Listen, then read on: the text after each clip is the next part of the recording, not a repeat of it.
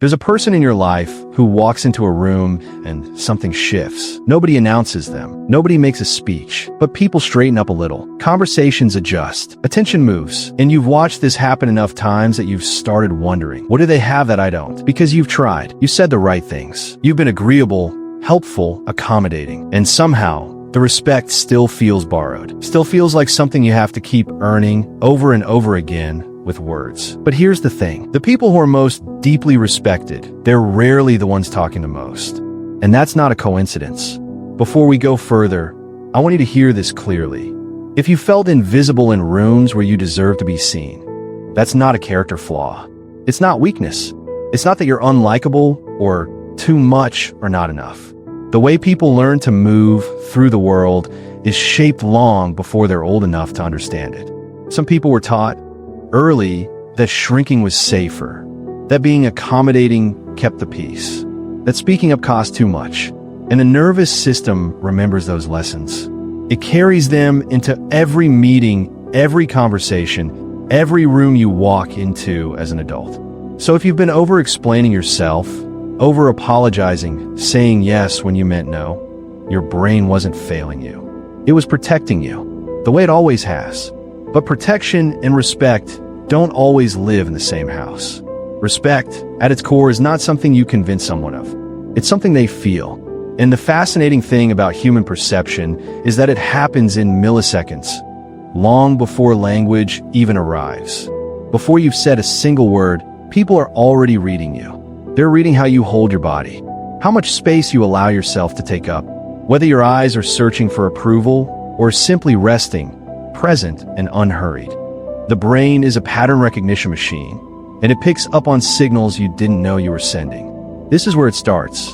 The people who command respect without asking for it have a particular quality in how they carry themselves. Not arrogance, not performance, something quieter. A kind of settledness, like they've already decided who they are, and they're not waiting for the room to confirm it. You feel that, even when you can't name it. Psychologists sometimes call this a secure sense of self. It's the internal experience of not needing external validation to feel real. And when someone carries that energy, the nervous system of everyone around them picks up on it as stability, as safety, as someone worth orienting toward. And this is where it gets interesting, because most people spend enormous energy trying to manage how they're perceived, choosing the right words, softening their tone, watching faces for signs of approval.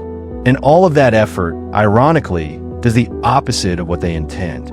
It signals uncertainty. It signals that your sense of self is still up for negotiation. And people, unconsciously, without malice, respond to that signal by not quite settling into respect, by sensing there's still movement there, still room to define you. The brain has a word for this. It's called emotional contagion. We mirror the internal state of people we're near. If someone is broadcasting quiet confidence, a regulated nervous system, steady presence, unhurried breath, we begin to feel it too. We relax into it. We trust it, without knowing why. But if someone is broadcasting anxiety dressed as friendliness, or approval-seeking dressed as warmth, we pick that up too. Not consciously, but somewhere underneath the conversation, something registers. There's a concept in psychology called self-disclosure pacing. The idea that the depth at which you share yourself signals how you value yourself. People who over-explain tend to be trying to preemptively justify their existence in a space, making sure you understand them before you can misunderstand them. It comes from a real place, usually fear, usually history, but the effect on how others perceive you is a kind of flooding, an unintentional signal that you're not sure you belong. The people who are respected, they let silence exist. They don't rush to fill it. They don't explain themselves before being questioned. They answer what's asked, and they stop. And that restraint, that quiet refusal to over-justify, reads as self-assurance, reads as someone who doesn't need to convince you, because they've already convinced themselves. Think about the people you've respected most in your life.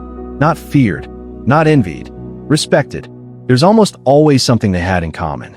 They were consistent. What they said and how they lived weren't two different things. Their boundaries weren't announced with speeches. They were simply lived. They didn't say, "I deserve respect." They moved in a way that made the question irrelevant.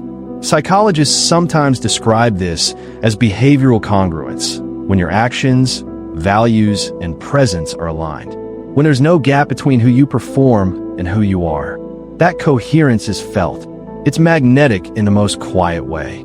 Because in a world where most people are slightly performing, slightly adjusting, slightly shape-shifting to fit each room they enter, someone who is simply, steadily themselves becomes remarkable. Not loud, not demanding, just grounded. And grounded things hold weight. The identity piece here is important, because this doesn't look the same at every stage of life. In your 20s, you might have confused respect with being liked. Try to earn it by being everything to everyone, by never saying no, by being endlessly available. And you might have noticed people appreciated you, but they didn't quite respect you, because they could sense the instability underneath the agreeableness. The searching, as people move through life, through heartbreak, through real consequence, through the slow work of understanding themselves, something shifts. Not overnight, but gradually, the need for approval begins to loosen its grip, and something quieter takes its place. A person begins to move from needing to be seen to simply being, and that shift, that is when rooms begin to change when they walk in. Respect, at its deepest level, is not a social transaction. It's an emotional regulation response. When you feel regulated, when your nervous system is calm, when you know who you are and you're not fighting it, the people around you feel that. Their nervous systems respond. They relax. They trust. They orient. That's not a technique. That's biology. Think of it like a room with a fire in the center. You don't have to perform warmth. You simply have to burn steadily. People will come and sit near it without being invited. So if you've spent years wondering why some people seem to carry this quality so effortlessly, it's not because they were born with better social skills. It's not because they found the right script. It's because somewhere along the way, they found themselves and stopped asking the room for permission to be that person. You don't need better words. You don't need a louder voice. You need the quiet, patient, deeply human practice of becoming someone you don't feel the need to apologize for. Of letting your presence be enough. Of trusting that you don't have to earn your place in every room you enter. Respect follows the person who has already given it to themselves.